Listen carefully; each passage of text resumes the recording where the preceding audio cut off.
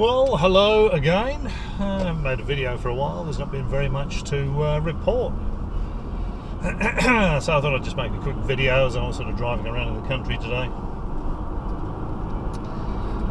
And I'll let you know that I'm still out here, I'm still alive. I was looking at what's going on. There's not very much on the news apart from, Gaza and Ukraine, although Ukraine seems to have gone on the back burner a bit. I thought that everybody claiming first-hand experience working on ET materials was supposed to submit any evidence to Arrow by September the 15th this year. Haven't heard anything about that. That's all gone very quiet. And I think the reason for that is that, what with Ukraine and Gaza, because there's no ET involvement, because there's nothing to disclose, it's been dropped in the trivial nonsense basket, and no one's very interested in it. It's not news at the moment. The news people have got bigger fish to fry than aliens and flying saucers. So I think it's all gone on the back burner. I think if there was anything to disclose, it would be bigger news. But I don't think, as Arrow says, the director of Arrow says, I haven't seen any convincing evidence to support ET visitation. Simple as that. Isn't it marvellous, eh? As soon as I start the camera, the view out of the windscreen is blocked by a metal wall. Well, it looks like he's getting out of the way. This is just entering the town of Toojay in Western Australia. It's spelled T-O-O-D-Y-A-Y, Toojay. It's a bit of a touristy sort of place, this. You get tourists come here because it's quite it's one of the old sort of colonial towns. It's quite nice to sort of come out here and have a bit of a look around. You might notice the architecture to the left and right. Not so much that, it's a new fire station. But as we go through the town itself, you'll see that it's sort of an old colonial town. And people come out from Perth, big city about 100 kilometres away, just to go to, just for a drive in the country, and they go to the bakery and have a nice lunch at the bakery. And the bakery in this town is somewhere that, if I'm working out this way, around lunchtime I will grab a pie from the Toojay bakery. I'll tell you what, they do the best steak and kidney pies I've found this far in Western Australia. And I do get around a bit. I do know a few bakeries, but the Toojay bakery, you can see the old pub on the right hand side there. There's another old pub on the left hand side here, the old colonial architecture, and there's the bakery, Toojay Bakery. And if it was a little bit later, it's only, it's 9:15 in the morning. If it was a bit later, if it was sort of between 11:30 and 12:30, I'd duck in there and get a steak and kidney pie, because they are absolutely amazing, spectacular even. Steak and kidney pies. Everything they do is very, very good there. What was I saying? I forgot what I was saying now. What was I saying? Oh yeah. So I don't think, as you know, I don't think there's anything to disclose. I think all this ET visitation stuff is complete and utter nonsense. I saw recently our old mate Kremlin Jones. He was peddling the old Roswell story again. It's been debunked and debunked and debunked over and over again.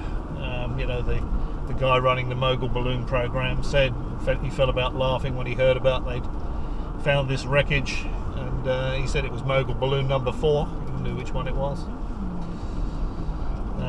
If it had been an alien spacecraft, it wouldn't have gone to Wright-Patterson Air Force Base. It would have gone to Los Alamos, just up the road, where Fermi and all the top physicists on the planet were still around from working on the Manhattan Project. They'd want the top physicists to look at something like that. They wouldn't want, army engineers and scientists looking at it. They'd want the top people, and of course you had the top people involved in the Manhattan Project trying to make the atom bomb work. So, and the fact that Fermi, the Fermi paradox. Fermi said to his colleagues at Los Alamos, It was either 1950 or 1953, I can't remember which, but it wasn't long after 1947. You know, if the galaxy's full of aliens, where are they? We're not seeing any.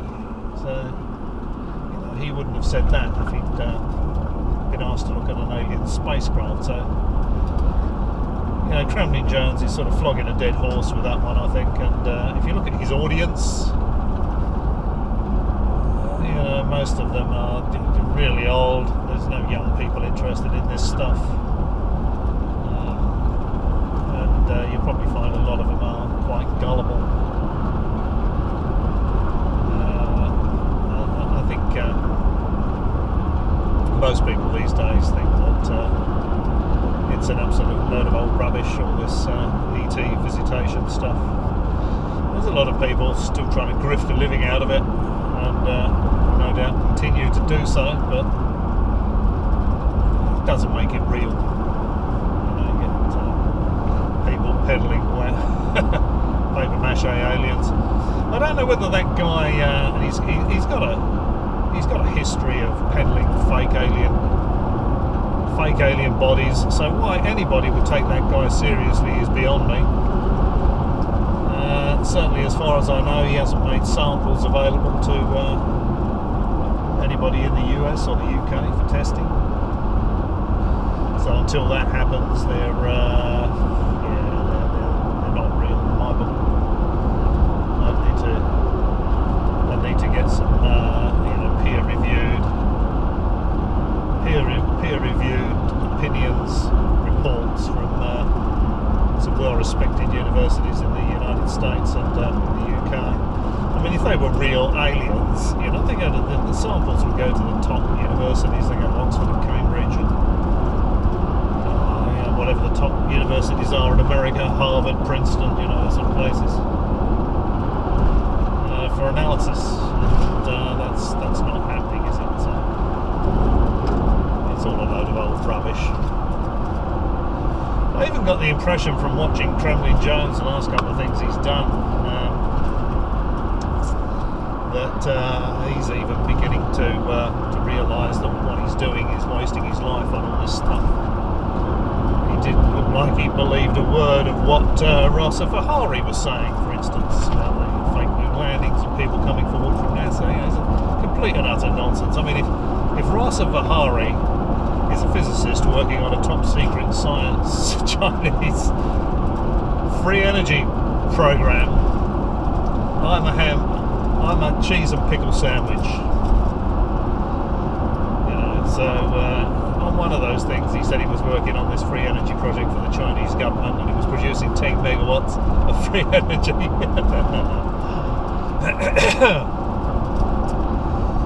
And of course, you know, he's on a global social media platform telling the world that the Chinese have got this secret program. So, yeah, if there was anything to that story, he would have disappeared pretty shortly after that video was made.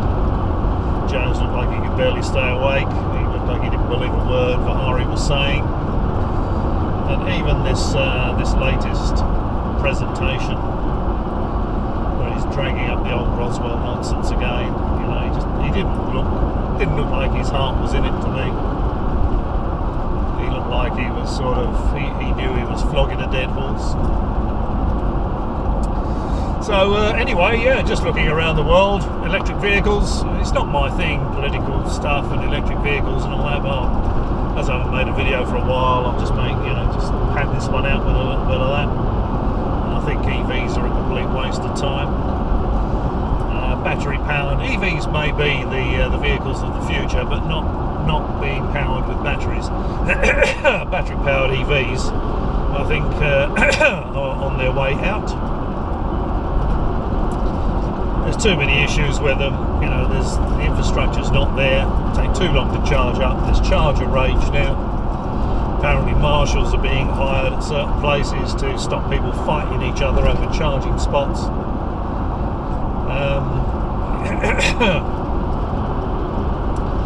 Too many are bursting into flames, and that's just not cars, but that's sort of lithium batteries in general. Scooters and bikes are bursting into flames as well. Personally, I wouldn't have a lithium battery in the house. well, not a big one anyway. I don't really have a choice with power tools and the mobile phone. But yeah, I think electric vehicles are a flash in the pan. And what's going on at the moment, I think with the wars, I think Putin realised that the Russians were getting their rear ends kicked in Ukraine. And he needed to do something to divert the attention and the resources away from that. And I think he probably prodded Iran to prod Hamas into doing what they've done, just to sort of divide the West's attention and resources onto another war. So I think that was probably all orchestrated by Putin, simply because the Russians aren't doing very well in Ukraine. That's my 2 bobs worth of what it's worth. And I've noticed some of the YouTubers, excuse me, blimey, are jumping on this sort of conspiracy stuff. Jeff sells cars, you know, he had about half a dozen subscribers, and then he sort of started getting into this conspiracy stuff, and now he's got some 80-odd thousand. Doesn't mean any of it's true, of course, but he's got a family to support, so he's milking it for all he can, I suspect. Thinks there's something to this chemtrail rubbish. Thinks there's something to the NASA faking the moon landing codswallop.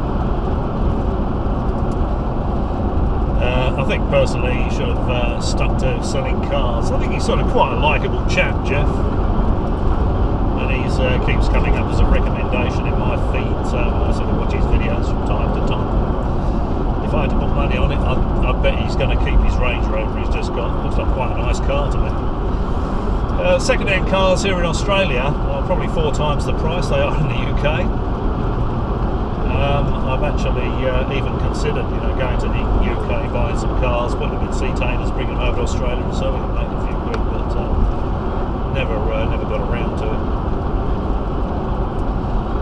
And who else have I looked at? Oh yeah, Vobes.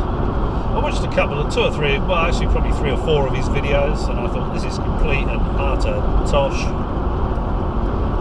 and just haven't looked at one since. Absolute rubbish.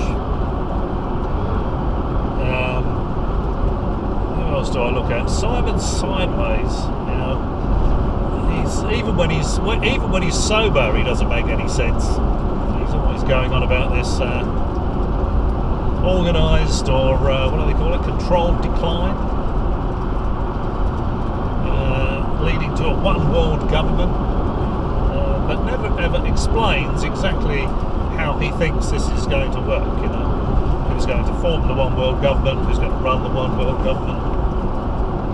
You know, does he really seriously think the world leaders that are out there at the moment are going to want someone above them? You know, the guy that runs China. Is Putin going to want to be answerable to anybody? Or Biden, or any of these world leaders? Can you really imagine them voting in a leader to be above them and to tell them what to do, how to run their countries? I mean, most countries can't run themselves.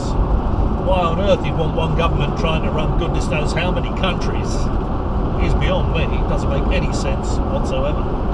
It's complete and utter rubbish.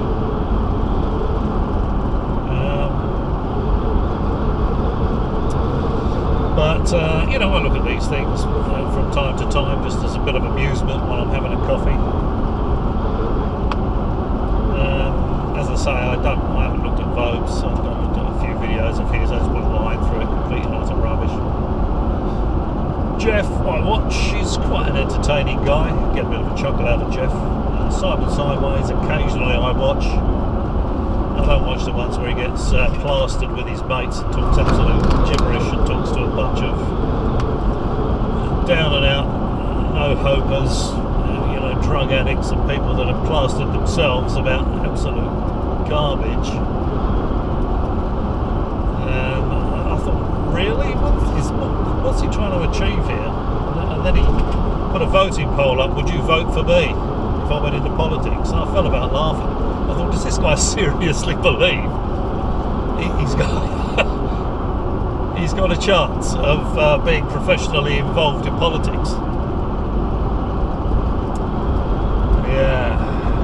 And of course there's immigration. I wouldn't argue that the UK has been ruined by immigration, having seen all the protesting going on in the UK. You've got some going on here as well. I haven't seen any, but I don't go into the cities. What I've seen has been nowhere near as bad as the UK. But I saw the decline. I knew where the UK was going 30 years ago. You know, when I left, or 28 years ago. Yeah, 28 years ago. When I was going to work on a bus and I didn't hear a word of English, I thought, yeah, I'm getting out of here. You know, get on a tube train, don't hear a word of English. This was 28 years ago, and I thought this country is going down the drain. And unfortunately, that's where it's gone. I've still got family in the UK. They tell me it's had it. My sister wanted to get out and go and live in Spain. I said she should have done, really. I told her she should have done before the Brexit, you know, because now it's a bit of an issue with the immigration stuff. Whereas before, she could have just gone there and getting a residency for Spain would have been just a formality. Big problem with Spain, of course, is it's full of Spaniards. The actual country itself isn't bad, but personally, I have worked in Spain, and it's a bit of a sort of rat-a-tat-tat-tat-tat-tat, sort of aggressive sounding language, and yeah, it sort of irritates the crap out of me listening to Spanish. Worked in France as well, and Holland, but I can listen to French and Dutch being spoken. I don't find it irritating. I don't understand it, but I don't find it irritating either. It doesn't make me sort of grind my teeth when I hear it.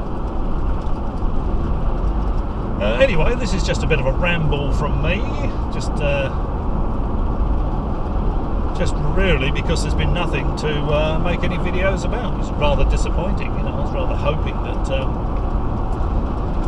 Senator Burchett would you know, get to the bottom of it and find that all these people that have been claiming first-hand experience working on alien spacecraft were delusional or flat out lying, and that there was nothing to it. We would have seen something about that, but I haven't seen any of that. That's obviously what I think is the case. I think Burchett has the integrity to tell us if he's found that's the case, rather than try and hide it. Unlike others that you know, are sort of peddling this nonsense through personal interest, and of course they're grifting off it as well. They're trying to keep it alive because they're making money out of it. They've got books to sell, they've got DVDs to sell. We still haven't heard Ross Coulthard tell us that his Texas alien sphere is a plain old ball check valve made in the USA. Gary Nolan, they must know that. You know, Nolan's interested in this sort of thing. He would have analysed that ball shortly after receiving it. They're not releasing the results. They're hoping everyone's going to forget about that. Because again, it's just nonsense. It's not an alien artifact. So it's all dying in the derriere, really.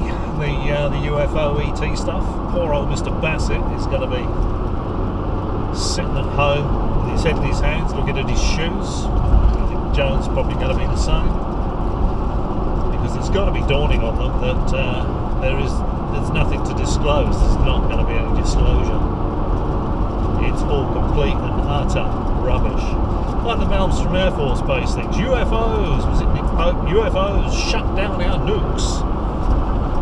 What they don't mention is there was maintenance going on at the base at the time. There was also some serious solar storms that were causing all sorts of electrical problems all over the US at the same time. You know, so even if there really was some sort of glowing orb, it was probably some sort of artifact created by the solar storm. If it's powerful powerful enough to induce the sort of voltages into the national grid that's going to blow up transformers, it's going to blow up significant infrastructure. It might be strong enough as well to create plasma balls, who knows, you know. It's why I think Arrow are getting some, what do they call it, weather scientists, what do they call it, meteorological scientists involved in the project to see if they can identify what's going on. So we'll just have to wait and see. But I honestly don't believe we're going to see any kind of UFO ET disclosure. Probably not in my lifetime. Probably not in Jones's lifetime.